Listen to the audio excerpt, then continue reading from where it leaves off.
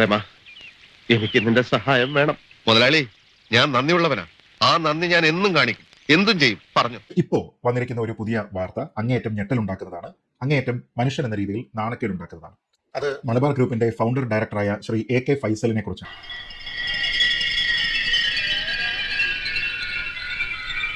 ഒരാളോടും ഒരു മനുഷ്യനും ചെയ്യരുതാത്ത ഒരു ദ്രോഹം ഫൈസൽ ക്ഷണിച്ച 2 അതിഥികളോട് ചെയ്തു. ഫൈസൽ ക്ഷണിച്ചു വരുത്തിയ അതിഥികളെ ആക്ഷേപിച്ചുകൊണ്ട് ഇങ്ങനെ ഒരു പോസ്റ്റ് ഇട്ടു. ഇന്നായാലും നാളെ ആയാലും ഈ കേസിൽ അടിപിടി ഉറപ്പാ. അത് എത്രയും പെട്ടെന്ന് കഴിഞ്ഞു കിട്ടിയാൽ സമാധാനത്തോടെ കിടന്നിറങ്ങാലോ. മനസാക്ഷിയില്ലാത്താനെ എന്റെ കയ്യും കാലം അവന്മാർ അടിച്ചോടിക്കുന്നതിനെ കാണണമല്ലടാ. ധൈര്യമില്ലെങ്കിൽ പിന്നെ എന്തിനാ ഈ മാതിരി പീറ കേസിന് ചാടി പുറപ്പെട്ടത്? ഫൈസൽ മലബാറിന്റെ ഇന്നലെ രാത്രി വന്നൊരു പോസ്റ്റാണ് നിങ്ങൾ ഈ കാണുന്നത്. ഇതിപ്പോ അയാൾ മുക്കി. ഇയാൾക്ക് ഞാൻ ചോദിക്കട്ടെ, ഒരു ഇത്തിരിയെങ്കിലും ഉളുപ്പ് എന്ന് പറഞ്ഞ സാധനം ഈ ചങ്ങായിക്കുണ്ടോ? ഇത്തിരിയെങ്കിലും ഉളുപ്പ് ഉണ്ടോ അവന്? നീ എന്ന് പറയടാ. ചെല്ല്, നീ പറഞ്ഞ അവര് കേൾക്കും. ഞാനും അറിയത്തില്ല. ചെല്ല് ചെല്ല് പ്രേമ. ഫൈസൽ ക എന്ന് പറഞ്ഞ വ്യക്തിയെ പറ്റി ആദ്യം പറയാം.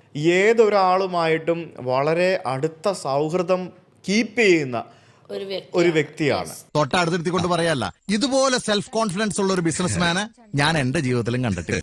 ഇപ്പം ഫൈസൽ ക എന്നുള്ള വ്യക്തിയുടെ ഇവരെ കുറിച്ച് പറയുമ്പോ നാട്ടുകാർക്ക് 100 നാവാണ്.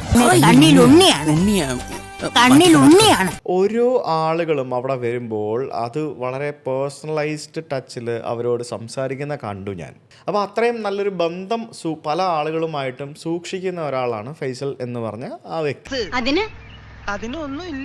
അപ്പോൾ ഫൈസൽ മലബാർ എന്ന് പറഞ്ഞ വ്യക്തി പല ആളുകളുമായിട്ടും നിരന്തരം ഇതുപോലെയുള്ള ഒരു സൗഹൃദം സ്ഥാപിച്ച് മുന്നോട്ട് പോകുന്ന ഒരു വ്യക്തിയാണ്. മനസ്സിലായില്ലേ? മനസ്സിലായില്ല. അതായത് അവിടെ വരുന്ന എല്ലാവരെയും ഫൈസൽക്ക് നേരിട്ട് കാണുകയും പിന്നെ അദ്ദേഹത്തിന് എല്ലാവരെയും കൊണ്ട് വീട് കൊണ്ട് കാണിക്കാൻ പറ്റുള്ള സമയം സാഹചര്യം ഇല്ലല്ലോ. അതുകൊണ്ട് ഇപ്പൊ എന്താ?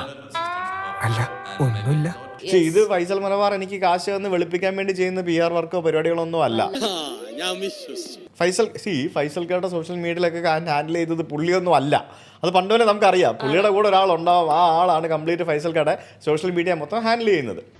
എന്നിട്ട് പലതരത്തിലുള്ള അവർ ചാരിറ്റി ചെയ്തിരുന്നു, കല്യാണം ചെയ്തു, പിന്നെ കുറേ ആളുകൾക്ക് കുറേ സഹായങ്ങൾ ചെയ്തു. അതൊക്കെ നമ്മൾ കണ്ടതാണ്. പക്ഷെ അതൊന്നും കാണുമ്പോൾ ആരും അപ്രിഷിയേറ്റ് ചെയ്യാൻ ചിലപ്പോൾ വന്നൊന്നും വരില്ല. നേരെ മറിച്ച് ഒരു സംഭവം നെഗറ്റീവ് വരുമ്പോഴത്തേക്കിനും എല്ലാവരും കൂടെ കയറി ചാടി കളിക്കാൻ വരും. ഏത് റൂട്ടിലേക്കാ വണ്ടി തിരിക്കണേന്ന് എനിക്കിപ്പോ മനസ്സിലായി. ബോസിന്റെ സ്റ്റാറായിട്ട് ഈ ആദില നൂറ അവർ നിൽക്കുന്നു. അവര് തമ്മിൽ ഇഷ്ടത്തിലാണ്. അവര് ഈ പറഞ്ഞ പോലെ ഒരുമിച്ച് ജീവിക്കുന്നതിന് what is wrong with that? ഇത് ഞാൻ അങ്ങോട്ട് ചോദിക്കേണ്ട ചോദ്യമല്ലേ? അതിനകത്ത് പ്രശ്നം എന്താണെന്നറിയാം ശ്വേത? അപ്പോൾ ഇവർ ഈ ഒരു പ്രോഗ്രാമിന് വന്നു. ഫൈസൽക്ക പേഴ്സണലി ഇൻവൈറ്റ് ചെയ്തിട്ടുണ്ടാവാം, ഇല്ലാതെ അവർ പോവോ? അപ്പം പുള്ളി ഇൻവൈറ്റ് ചെയ്തു. അങ്ങനെ ഇൻവൈറ്റ് ചെയ്തിട്ടായിരിക്കാം ഈ പറഞ്ഞ ആദിലയും നൂറയും അവിടെ പോയത്. ഇതൊരുമാതിരി അതർ സൈഡ് പരിപാടി. എന്താ മറ്റടുത്ത പരിപാടി? അല്ലാതെ പോവാനായിട്ട് ആർക്കും തലയ്ക്ക് ഓളമൊന്നുമില്ലല്ലോ. അപ്പൊ അവരവിടെ പോയിട്ട് സ്വാഭാവികമായിട്ടും എല്ലാ സെലിബ്രിറ്റീസും വന്ന് നിൽക്കുന്ന പോലെ തന്നെ ഞാൻ ഈ പറഞ്ഞ പോലെ ഫൈസൽ ഖാൻ്റെ കൂടെ നിന്ന് ഫോട്ടോ എടുക്കുന്നു. അവർ വീട് മുഴുവൻ കാണിക്കുന്നു. സത്യം പറഞ്ഞാൽ ആ റീല് കാണുമ്പം നമുക്ക് എവിടേക്കും ഒരു ഡിസ്കംഫേർട്ട് ഇവർക്കിടയിൽ ഉണ്ടോ എന്നൊക്കെ തോന്നിയിരുന്നു എനിക്ക് പേഴ്സണലി കണ്ടപ്പോൾ. അതിനുശേഷം നമ്മുടെ ഫൈസൽ മലബാറിൻ്റെ ഫേസ്ബുക്കിൽ ഒരു പോസ്റ്റ് വരികയുണ്ടായി. അപ്പോൾ ആ പോസ്റ്റ് ഇങ്ങനെയാണ്: എൻ്റെ ഗൃഹപ്രവേശന ചടങ്ങുകളിൽ കേട്ട് ഞാൻ മടുത്തു എന്ന ഒരു പോസ്റ്റ് അദ്ദേഹം ഇട്ടത് സത്യം പറഞ്ഞാൽ എനിക്കും ഇഷ്ടപ്പെട്ടില്ല, ആർക്കും ഇഷ്ടപ്പെട്ടിട്ടില്ല. ശരിയാണ്, എനിക്കും സത്യം പറഞ്ഞാൽ ഫൈസൽക്ക് എന്താണ് അങ്ങനെ ചെയ്തത് എന്ന് തോന്നിപ്പോകും. പക്ഷെ നമുക്ക് പേഴ്സണലി അറിയാവുന്നതുകൊണ്ട് നമുക്കറിയാം ഇത് ഫൈസൽക്ക് ഇട്ട പോസ്റ്റ് അല്ല എന്നുള്ളത്. പക്ഷെ ഫൈസൽക്കയുടെ അറിവോട് കൂടിയായിരിക്കാം ഈ പോസ്റ്റ് ഇട്ടത്. പക്ഷെ ഉറപ്പായിട്ടും ഞാൻ പറയാം, ഫൈസൽക്ക was forced to do this. പച്ചവെള്ളം ചവച്ചു കുടിക്കണ പഞ്ചപാവം. ആദിലയും നൂറയും ഇസ്ലാം മതത്തെ വിശ്വസിക്കുന്ന ആൾക്കാരാണ്. ഈ ഫസ്റ്റ് ഓഫ് ഓൾ എന്താ പറയുക, ഈ സ്വവർഗ പ്രണയം എന്ന് പറയുന്നത് ഇസ്ലാം മതത്തെ സംബന്ധിച്ച് കുറച്ചും കൂടെ ഒരു സിന്നായിട്ടുള്ള കാര്യം. ഇവർ തട്ടമൊന്നും ഇടുന്നില്ല. ഇവരിങ്ങനെ വളരെ മോഡേൺ വസ്ത്രങ്ങളൊക്കെ ധരിച്ച് നടക്കുന്നു. സ്വാഭാവികമായിട്ടും ഫൈസൽ ഖാനെ പോലെ അല്ലെങ്കിൽ മലബാർ ഗോൾഡ് പോലെയുള്ള ഒരു വലിയ സ്ഥാപനത്തിൽ, പ്രത്യേകിച്ച് ഒരു മുസ്ലിം സമുദായത്തിൽപ്പെട്ട നീ ഒന്നും പണയണ്ട. ആളുകളുള്ള ഈ ഒരു വലിയ സ്ഥാപനത്തിൽ അവർക്ക് സ്വാഭാവികമായിട്ടും പലതരത്തിലുള്ള മുസ്ലിം സമുദായത്തിൽപ്പെട്ട ആളുകളുമായിട്ടും വളരെ അടുത്ത സൗഹൃദം ഉണ്ടാവാം. മനസ്സിലാക്കി കളഞ്ഞല്ല.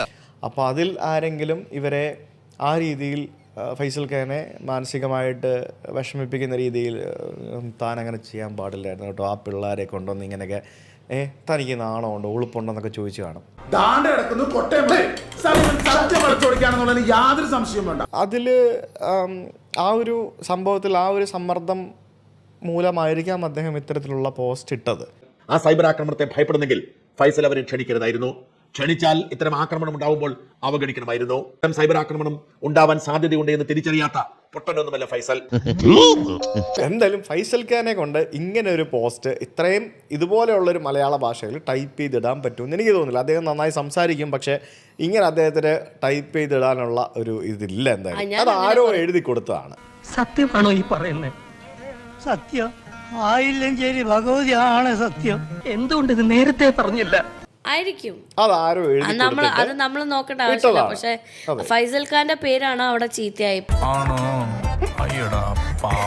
എന്തായാലും ഫൈസൽ ഖാൻ നിങ്ങളെ കൊണ്ട് ഇത് ആരാണോ ഇടിയിച്ചത് ആ ആളാണ് നിങ്ങൾക്ക് ഇതെല്ലാം വരുത്തി വെച്ചത്. ഇതിന്റെയൊക്കെ പിന്നിൽ ആരുടെയോ ചില കറുത്ത കൈകൾ പ്രവർത്തിക്കുന്നുണ്ട്. ഒരു സംഭവം ഉണ്ടല്ലോ, ഈ കണ്ണ് കിട്ടുക എന്ന് പറയില്ലേ, ദൃഷ്ടി, അതാണ് ബേസിക്കലി എന്ന് എനിക്ക് തോന്നുന്നത്. മക്കളെ നിന്റെ ഒരു ഫോട്ടോ എനിക്ക് കിട്ടൂടാ, ഫ്രെയിം ചെയ്ത് വീട്ടിൽ കെട്ടിത്തൂക്കാനാ.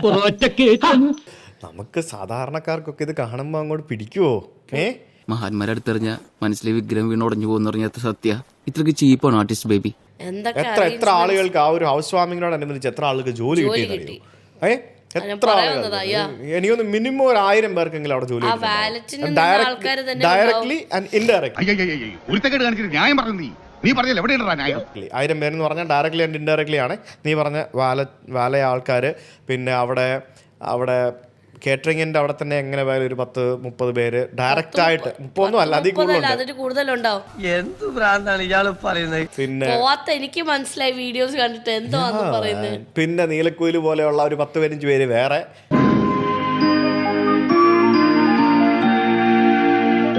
അവർക്കതൊക്കെ കണ്ടന്റ് അല്ലേ? അതെ.